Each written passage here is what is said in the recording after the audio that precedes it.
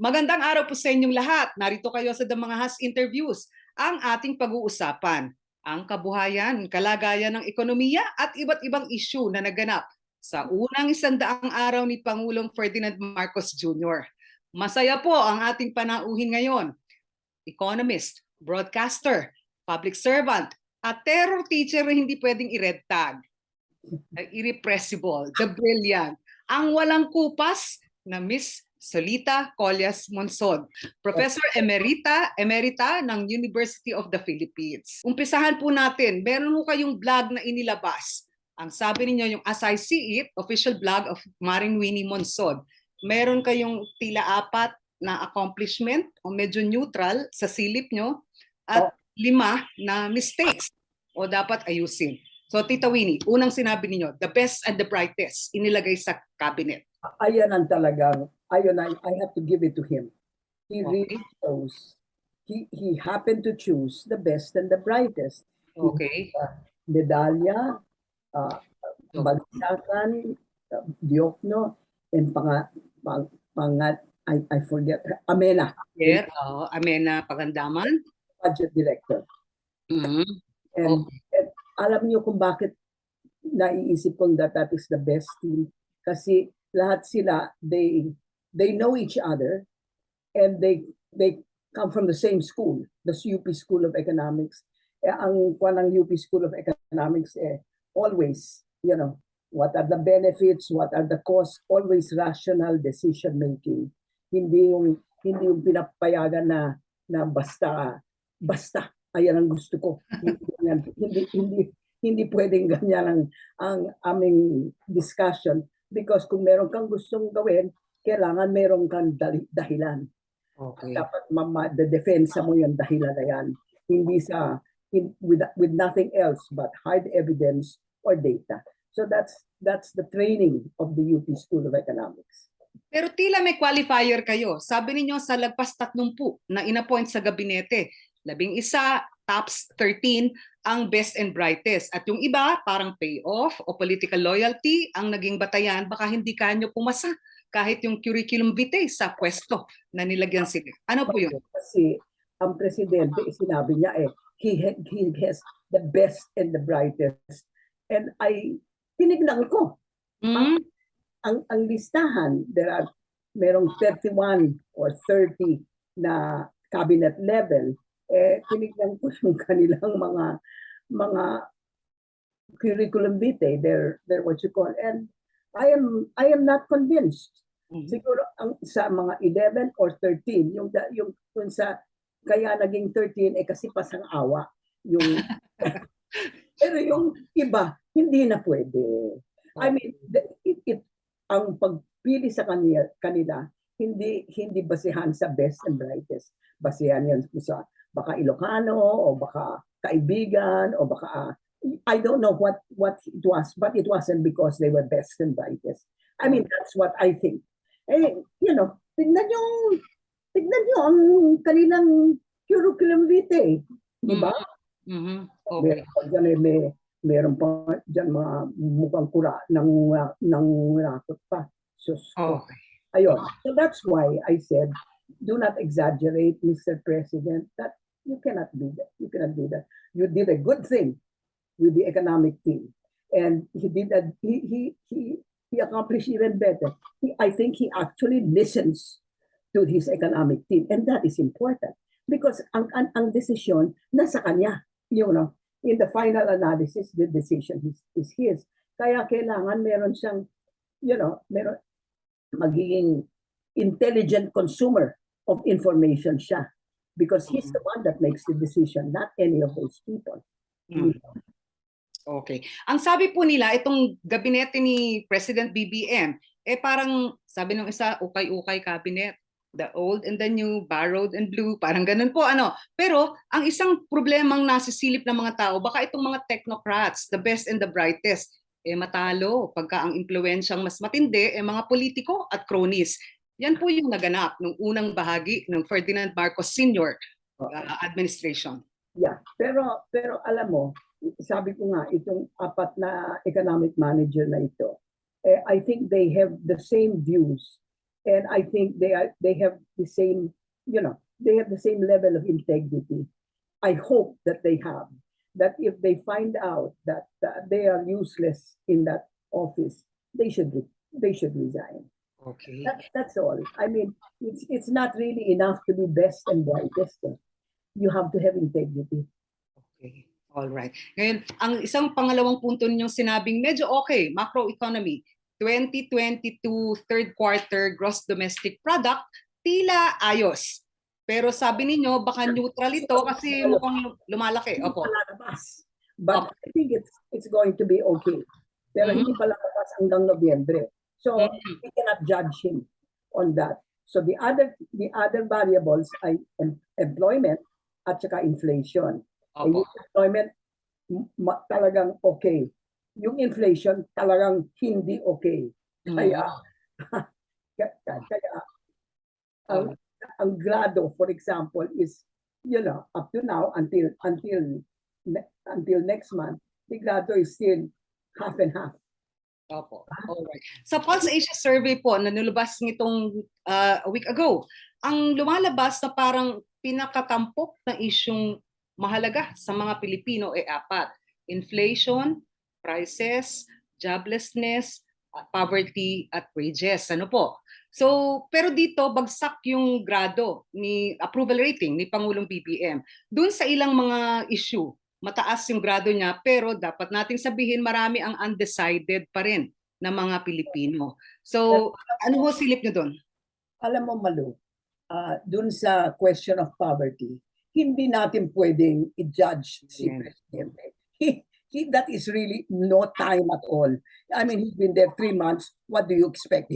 You expect that poverty will either increase or decrease in 3 months? No, that's wrong. It is not fair of the people to say that he has a failing grade on poverty because he cannot be graded yet on that. All right, poverty. Okay. I told you what has happened to inflation. Right. Inflation, kung makikita natin sa consumer price index at saka inflation rate, talagang nakikita mong tumataas yan. Bumaba nung konti ng July pero pataas pa rin.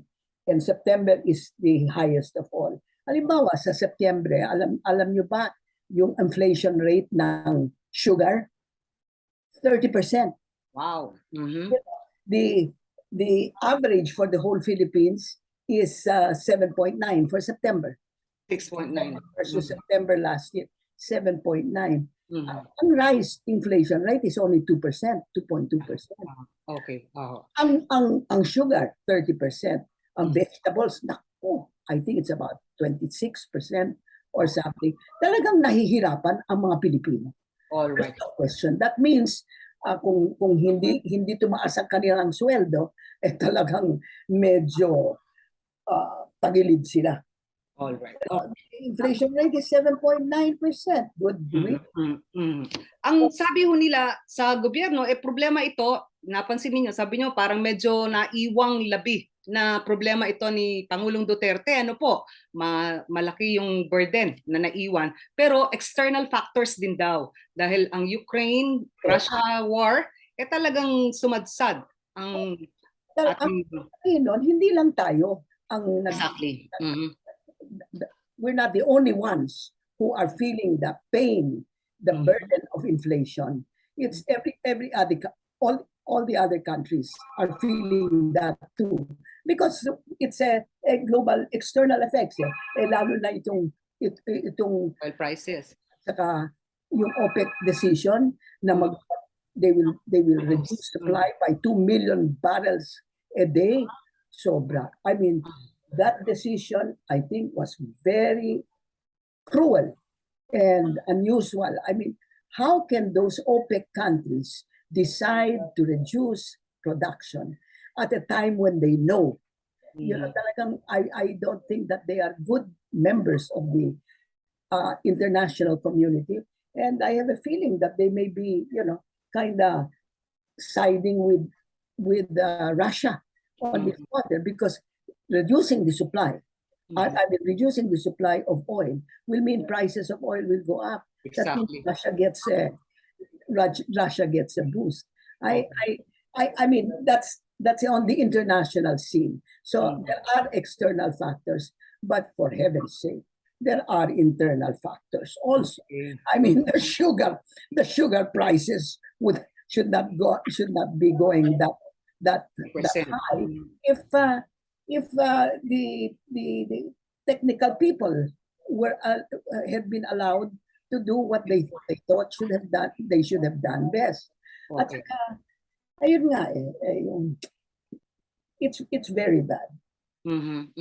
Other than yung sa sugar, tita, what could have been done na internal interventions? Kasi sabi nila external factors yan. Pero ang daming mga food products, food items na problemado ang supply. Bigas, asukal, asin, karne. It's doing, alam nyo, itong gobyerno ito is doing what it can. Kaya lang sometimes, medyo masyadong malaki ang promesa. Okay. So people get disappointed. Kasi sabi niya, the first thing he said when he became president, ang presyo ng bigas, hindi lalagpas sa 20 pesos. Kaya na-disappoint tuloy. Pero kung if he just said, we will leave it to the Department of Agriculture to do what it can, he made too many. He says he did not make any promises, pero that was a big promise. And that promise, hindi niya pwedeng, he is not able to, he will not be able to deliver unless he puts the government in danger of a fiscal blowout. Okay. Ngayon, kasama dun sa sinabi ninyong baka pagkakamali, yung ginawa niya yung sarili niyang Secretary of Agriculture. Hindi ba halatang halata? Tita, bakit to? Halatang halata yun. Kasi Secretary of Agriculture, ay kaya nga sinabi niya, best and brightest. Hindi naman siya best and brightest in agriculture. And that's why I did not include his name among the 11 and 13. Okay. Just because you are president does not mean you are the best and brightest in everything. Hindi ba? And that's why you have to have the good cabinet. And then he did not have this good cabinet. He took the job because he wanted to, ayan na naman, make papel with the people. Naku, importante ang mga farmers, importante, talagang importante. Pero because they're important, does not mean that the president should take charge. Because wala siyang tiempo. He has no panahon for it. And then he does not have the competence for it. So he should have let go.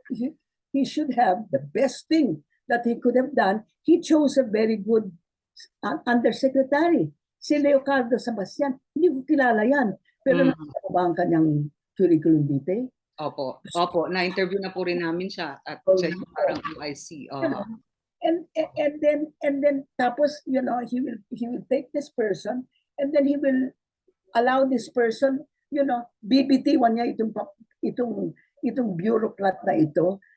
Anong mensahe yan sa mga ibang competent people who would like to help the government and who would like to join the government, even if it is a sacrifice for themselves? Okay.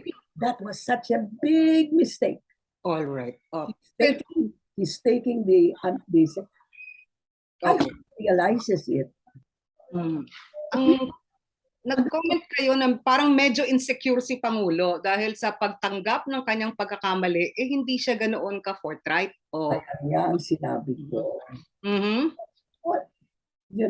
If you are secure, good God, I made a mistake, for heaven's sake, I think that was what, in hindsight, I think that was what endeared Duterte with the people, because he would back off. Kasalanan ko. Unfortunately, when he makes sugod, everybody covers it. And then when he backs off, nobody covers it. That's right. But he was always talking to the people. In his TV program, of course, he never talked to the media because the media gets to ask very uncomfortable questions. But at least, at least he when he made a mistake, he Mhm. back off. Remember? Yeah, that's right. He wanted a revolutionary government, and then the army said, hindi ho pwede yun kasi that is beyond the four corners of the Constitution. So, Binitiwan niya. Tapos, nung palpak yung kanyang drug program, inamin niya, hindi pwedeng 3 months. Ganoon. okay. Diba? So the people will say, about, this president realizes when he makes a mistake. Okay. So that is one thing that the new president has to learn, I think, if he is to keep the trust of the people. Pangalawang punto niyo po ay yung wala pa tayong health secretary hanggang ngayon. At tila hindi naman pwedeng yung OIC ang mamuno at mamahala ng lubos dahil pati yung mga assistant secretary at yung undersecretary inappoint na ni Pangulong BBM na tila taliwas sa kalakaran dapat. I mean, tanungin niyo sa sarili niyo, mga kapuso. I mean, paano, you are supposed to have a team. Wala pa yung kapitan, nag-assign ka na ng mga, pagdating ng kapitan, baka hindi niya gusto yan. Diba? Alam mo, when I was Secretary of Socio-Economic Planning under Cory, she never, there was somebody who wanted to be an undersecretary. I mean, was being pushed by a politician. And yung si Presidente Cory, tumawag sa akin, Winnie, meron ka bang lugar dyan? Itong para sa itong tao ito. Qualified, ha? Qualified. Sabi ko, but ma'am, yung team ko andyan dyan na.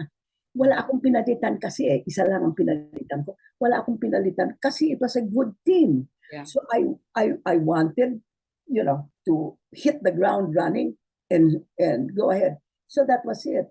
But this bit of appointing undersecretaries who you may not know or who you may not like, what will that say for the coordination of the team? You need, one unit going forward. That's right. Okay. Tapos meron ho kayo ding sinilip na parang tipong masyado yatang mahilig sa pogi points o political points o pagpapaepal, parang ganon. Napansin ninyo ito at sabi ninyo, hindi lang yung 20 pesos per kilo ng bigas. Baka naman 1/4 kilo yung tita, hindi 1 kilo.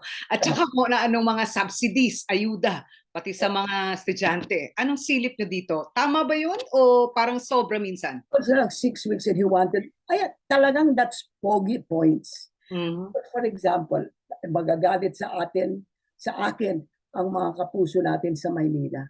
But in Metro Manila, the poverty incidence is, I think, less than 1% or something like that. I mean, I haven't looked at it lately, but it is so small. And yet, he's giving free transport. The students, you should be doing that to the students out of Metro Manila.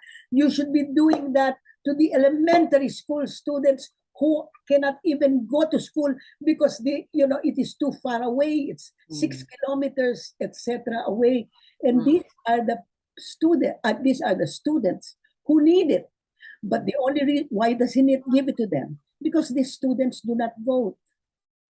Yeah. But the college students, and mga high school matatapos, they are going to be voters. So ang naiiwanan, so hindi ba? Halatang pang-pogi points yon. And that's what hurts me because I want this country to get on its feet. That's right. Alam nyo, yung elementary school students get only 1,000. And the ones that you want to keep in school is elementary. That's because right. If they get across elementary, madali ng high school, hindi ba? But ang kanya 1,000 for elementary, 2,000 for high school, 3,000 for high school na technical, and 4,000 for college. Ano yan?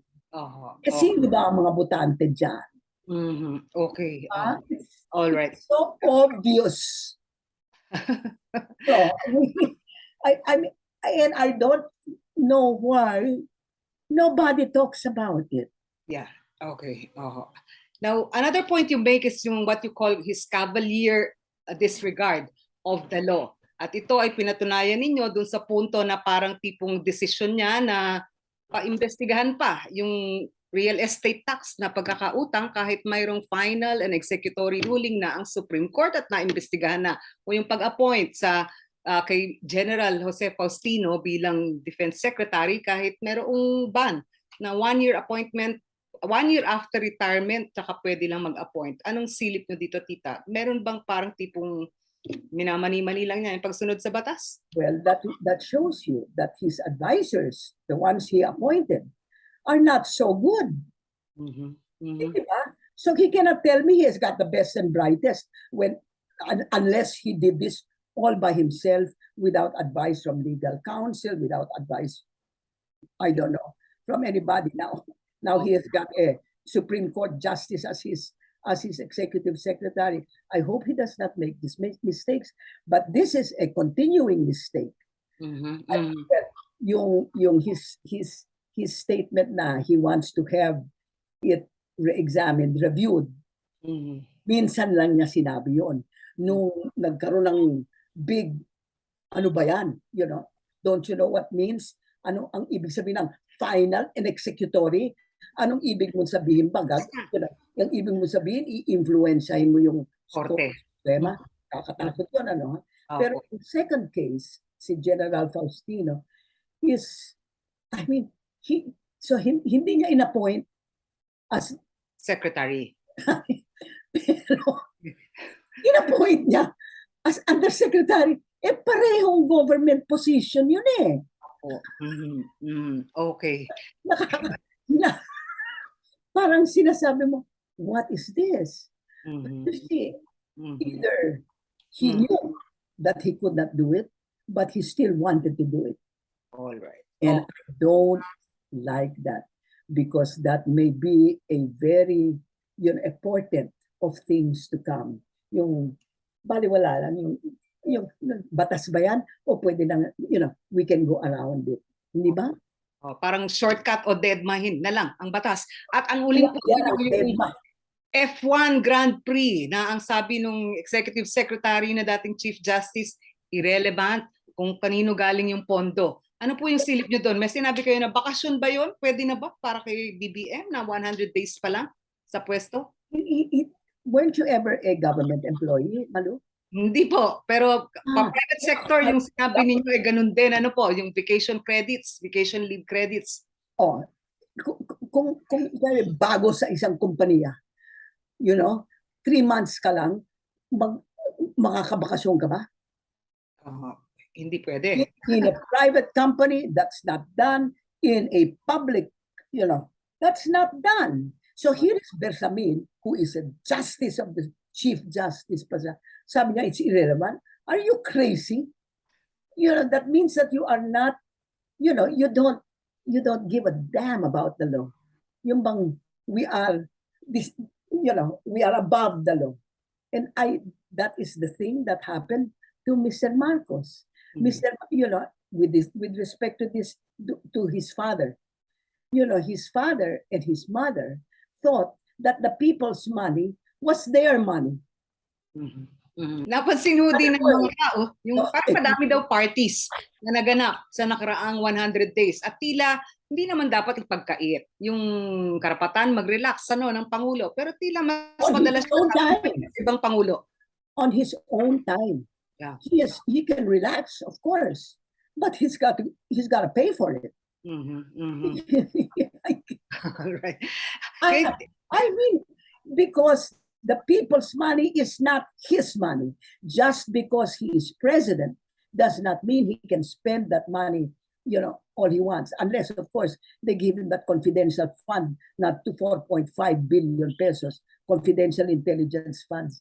Naiinis ako eh. Pero he's not the only one that did that eh. His predecessor did that also.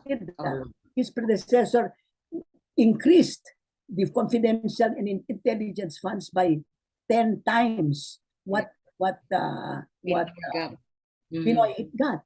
And yung mga amuyong niya sa Kongreso at sa Senado, mga sip-sip, they just let it go.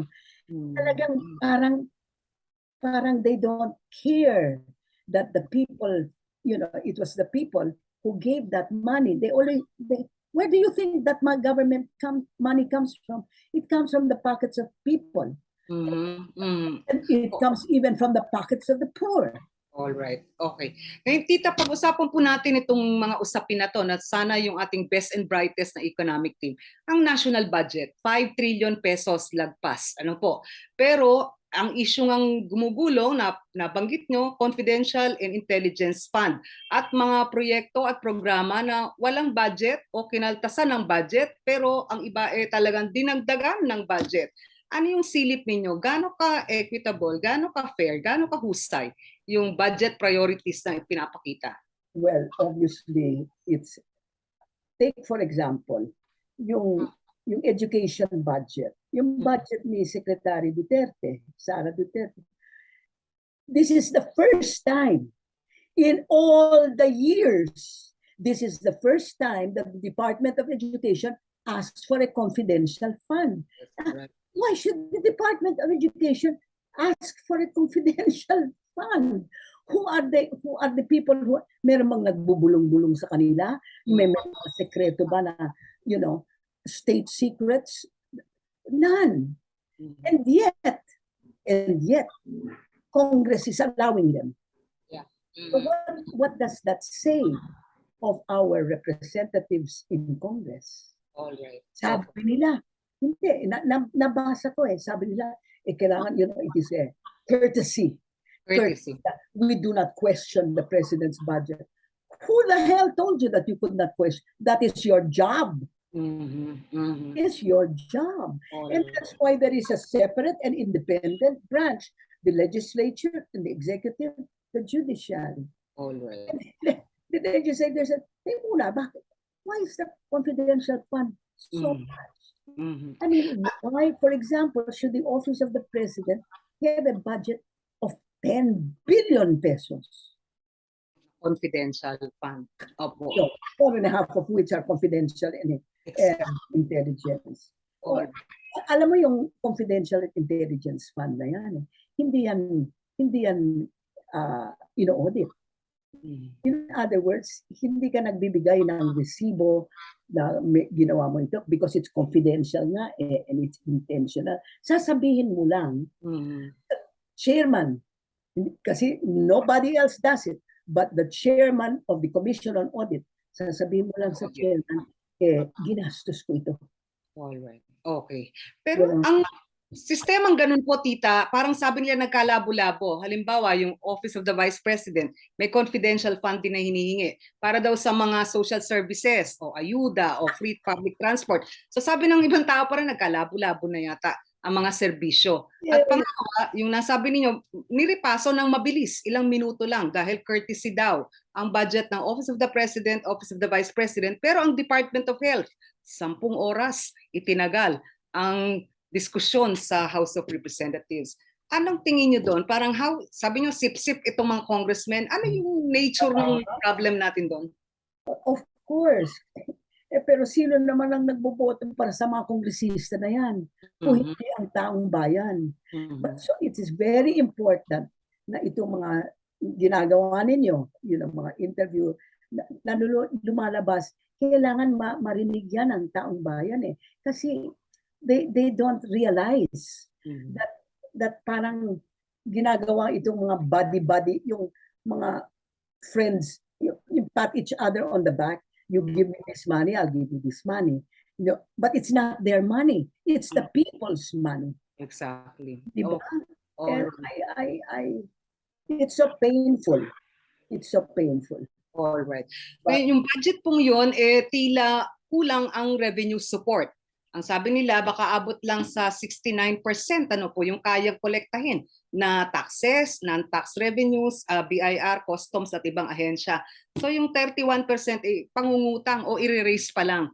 31% of the budget. Yeah, of the budget. Well, they're going to borrow. They're going to borrow from abroad, or there will be development assistance, whatever. But ano ang pagmumukha nila? Nahihiram sila sa labas, o hihingi sila ng development assistance, o uutang sila sa World Bank, kung nakikita ng World Bank, ng lahat ng mundo, na ang laki-laki ng budget, ang laki-laki ng government budget natin is for confidential and intelligence funds. And that can be, that can be completely used for other purposes because there are no proper audit trails. Or if there are audit trails, only the chairman knows about it, because the chairman of the Commission on Audit has a division there just to look at confidential Special audit. Yeah. So it's but it's in his office. Yeah, right. So mahirap malik, mahirap magkaroon ng leakages. At mahalaga din pong silipin na hindi productive expenses, malamang itong confidential. Parang kumaga palabas lang na pera na hindi natin alam saan napunta. Simpleng bagay lang mali. For example, in education, kailangan tinanong. Those people, those legislators are not doing their job. Because they say, how can you please tell me where is the intelligence and confidential activities in the Department of Education? Well, and usually confidential and intelligence activities are only done by the military. Yung parang talagang state secret yon, no? National security affairs. But all of a sudden, now everybody has it. Yeah. And I don't think the vice president should have it. And I think the vice president should say, and the secretary of education, who is the same person, should say, I don't want that. I want every peso and centavo that is given to me to be transparently spent, transparently accounted for.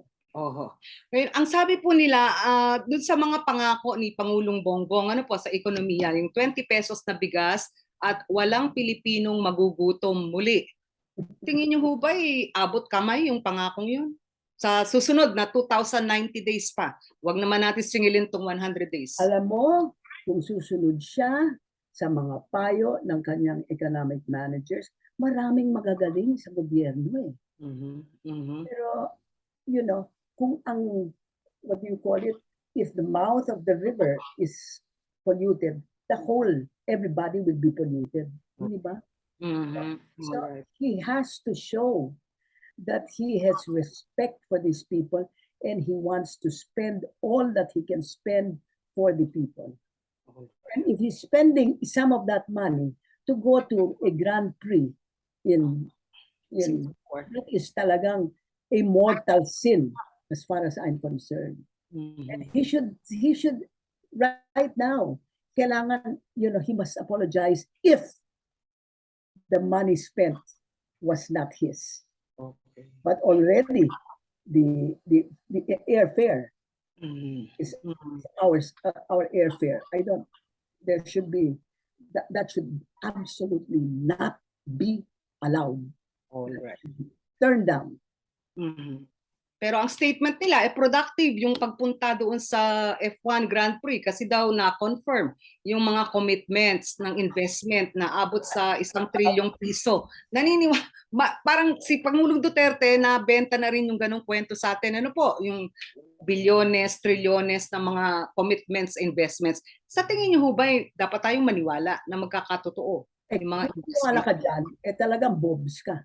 Okay. You have to be. Tignan mo, nag-uusap tayo. We don't. You are so far away from me.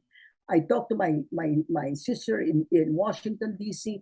I talk to my sister in Oregon. I talk to so many people. People call me up and interview me. Jesus, Mary and Joseph. It's a call. You don't have to go face to face and say, partner, can we confirm that you pledged this amount? Good God.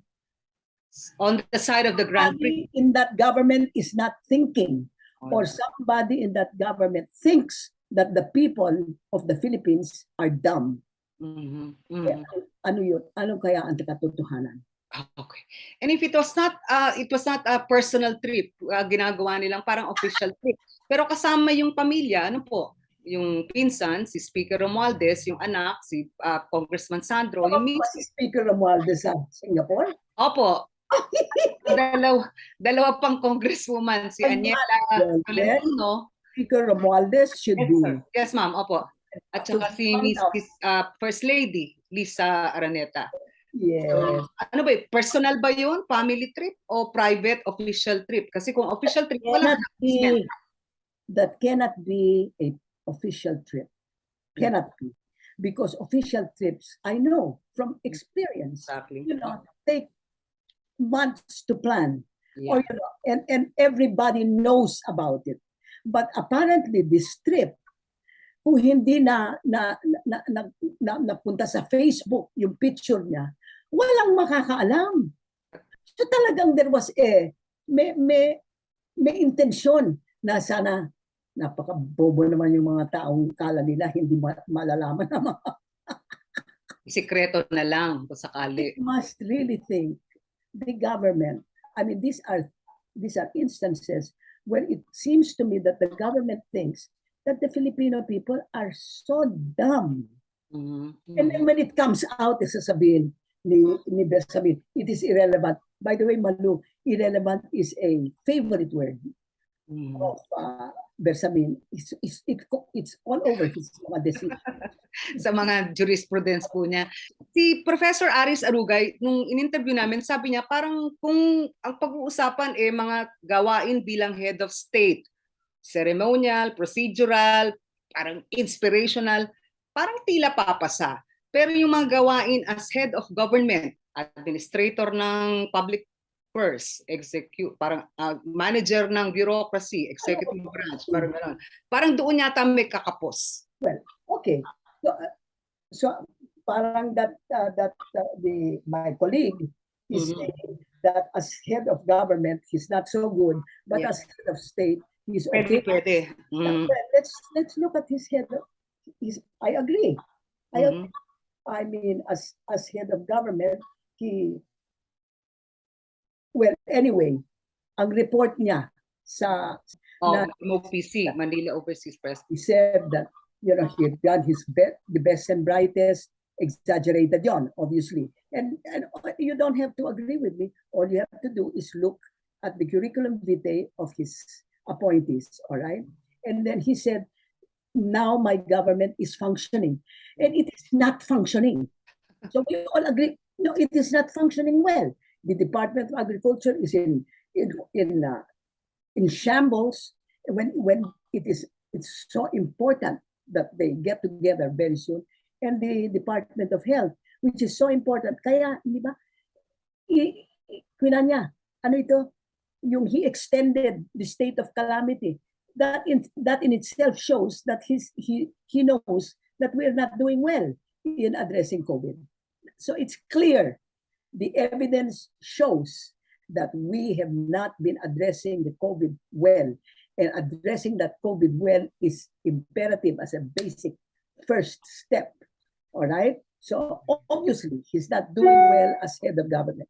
Okay. As head of state. Ang ibig mo sabihin yung pagpunta niya sa United Nations. Mga ceremonial duties. Sabihin mo sa akin, ay yung pagpunta niya sa United Nations, GA. Is that head of state or head of government? Sa UNGA, parang both, kasi may policy pronouncement siya doon, pero parang tila hindi naman din malinaw kung na-implement pa. What did we learn? So, did you see the assembly hall, the United Nations General Assembly Hall was about 4% full when he spoke. Yeah. It wasn't exactly, the best performance because nobody was listening to him. Ang dami-dami. Bakante. And I listened to the one before him and I listened to the one after him. Marami diferensya. Alright. Sa mga pumuri naman po kay Pangulong BBM, si dating Pangulong Gloria Arroyo, ang sabi niya, calm, thoughtful leader. Ang sabi ni Mr. Salceda, Joey Salceda, si Congressman Joey, parang drama-free ang ating gobyerno ngayon. Wala yung pagmumura at medyo malinaw or merong malinaw na gusto sa economic. Ako naman ang kaligayahan ni Joey. That's all I can say. Kasi sabi niya yung money, Where does it say that sabi niya, government he has requires competent appointments, drama-free management of disasters and crisis, and a focus on the most essential matter, agriculture. Yun yung kay Congressman Joey. I love to interview Joey Salcedo. Sabi naman ni Senate President Zumiri, siya yung nagiging traveling salesman natin. O sabi naman ni Mr. Executive Secretary, matinee idol nga kasi at leader ng Southeast Asian region. My dear, well, I hope that is correct. But unless the president does his homework and he speaks as if he's not reading from a speech, then we will be able to judge him that way. Pero you did not bring up, Malu, the fact that was when he was in New York, saksakan ng dami daw, ayan ang reports, na hindi naman niya, he did not deny them, that he was fated, I mean, that he was trinitreat siya ng mga bilyonaryo natin, etc. What is that? Hindi ba a government employee should be, that is the law. Yeah. Should lead simple lives, modest lives, and they were eating in the most expensive hotels, nakamahal na restaurant sa New York. Hindi daw siya ang nagbabayad. Ang nagbabayad yung mga businessmen. Pero dapat ba siyang kumain ng ganyan? Okay. Kung ganyan ang ginagastos ng businessman, you do think that the businessman will not expect a quid pro quo? All right. Like, he's behaving like his mother and his father. The Filipino people finally got rid. All right. Now, how so? Parang anong behavior, tita? Well, I mean, spending as if there was no tomorrow. I mean, how do you justify going abroad, sneaking abroad? He's not yet confident in himself, sneaking abroad to watch a car race. How do you justify that without having told the Filipino people ahead of time? And it was only when the Filipino people found out because of social media and because of what the press said. And then he says, well, I did it because it was a business. Okay.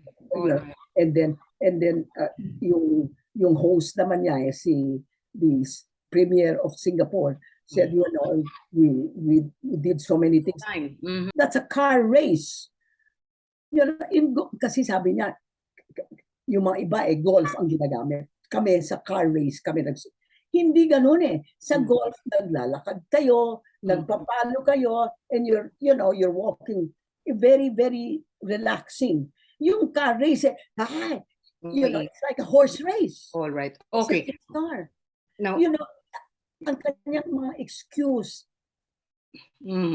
Now, tita, nung tumakbo po si Pangulong BBM at nanalo, 31 million votes ang nakuha. Lagpas kalahati ng total registered voters. Meron pa tayong 2,000 araw, 2090 na remaining kay Pangulong BBM. Sa tingin ninyo, hindi ko alam kung gusto ninyo bigyan ng grado. Yung iba po ay binibigyan ng grado na 1 to 100, 1 to 10, 1, 2, 3, 4, 5. Kayo po, sa tingin niyo, saan pasado? Saan medyo kailangan ng improvement? Saan tila laylay ang grado? Ito ang sasabihin ko. Alam niyo ba yung J-curve? Learning curve. J-curve. Go down first and then you go up. Alright? Si Mr. Marcos is on the bottom of that J-curve. That means talagang he has not gotten it yet. I hope that he will go up. Okay. In other words, as far as learning the presidency, he has failed. as shown by the fact that he makes himself above the law, that he thinks that the people's money is his money, that he can lie to the people, and that, and he's saying that he's got the best and the brightest. If he had the best and the brightest, these things would not happen to him. I have one advice, gratuitous advice, please get people who are not only best and brightest and come and have integrity, but they must also not be afraid to tell you when you are wrong. That, to me, that is the role of a cabinet minister, because the president has appointed you because she knows she does not know as much, right? So if you think she's going, you have to tell her. That's your role. And if she fires you, well, too bad, Joe, but you did what you had to do, because you have sworn an oath, you did not swear an oath to the president. You swore an oath to the people of the Philippines. Okay. All right. So, sa madaling sabi, kung pasaway ang Pangulo, dapat bawal ang pasaway ang mga cabinet ministers. Ano po? Sabihin ng Piningot ko na yung tenga. So, maraming salamat, tita. Enjoy po kayo talaga kausap. Ayan po si Professor Solita Winnie Monsod, the brilliant, irrepressible at walang kakupas-kupas na si Maring Tita Winnie. Bye, Malu.